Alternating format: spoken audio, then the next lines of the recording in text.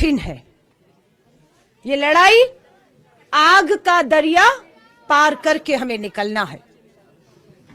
इस आग का दरिया की शुरुआत एक बार पहले श्री राहुल गांधी जी ने देश भर में भारत जोड़ो 4000 किलोमीटर 12 राज्यों से गुजरने वाली दक्षिण से उत्तर तक की यात्रा में किया है। दूसरी यात्रा भारत जोड़ो न्याय यात्रा 14 जनवरी को मणिपुर से मुंबई तक 6700 किलोमीटर का सफर 15 राज्यों से गुजरेगी, 110 जिलों से गुजरेगी। हमारा लक्ष्य अब यही है कि भारत जोड़ो यात्रा के तर्ज पर भारत जोड़ो न्याय यात्रा को भी अब हम कामयाब बनाना है। इससे उम्मीदें जुड़ी हुई हैं। दूसरा, 2024 का चुनाव हम सबके सामने खड़ा हुआ है।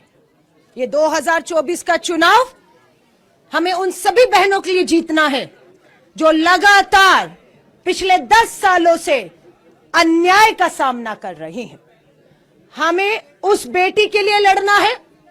किस बेटी के लिए? जहां से यात्रा शुरू हो रही है, मणिपुर की उस आदिवासी बेटी के लिए जिन्हें थाने से घसीटकर सामूहिक बलात्कार किया गया और न्याय नहीं मिला है अभी तक। समझ रहे गंभीरता इसकी? यात्रा वहां से मणिपुर से शुरू हो रही है जहां पर आदिवासी दलित बेटियों को थाने में पुलिस स्टेशन के सुरक्षा से घसीटकर सामूहिक बलात्कार किया गया और न्याय मांग रही है। इसलिए यात्रा कब तक? न्याय का हक मिल जाने तक। यात्रा को आगे अगर आप लाएंगे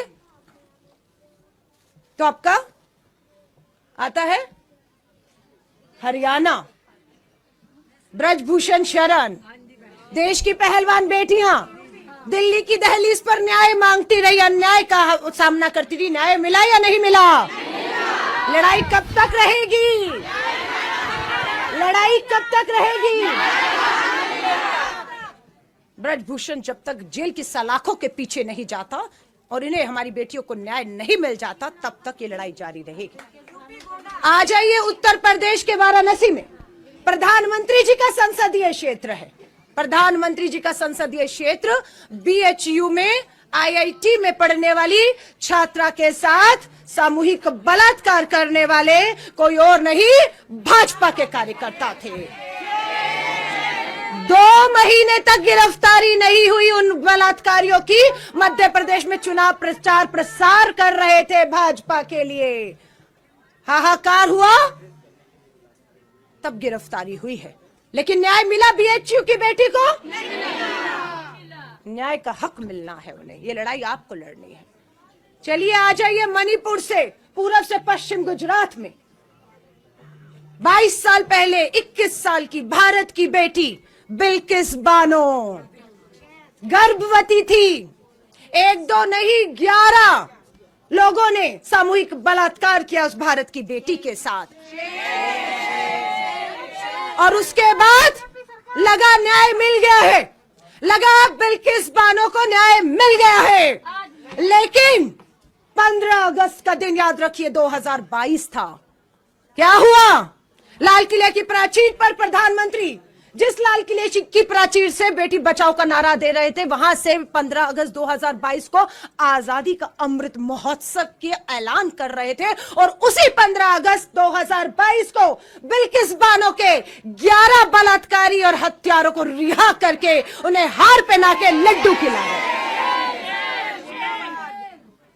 तमाम महिलाओं को देश की उच्च अदालत, सुप्रीम कोर्ट और हमारे न्यायाधीशों को धन्यवाद करना चाहिए।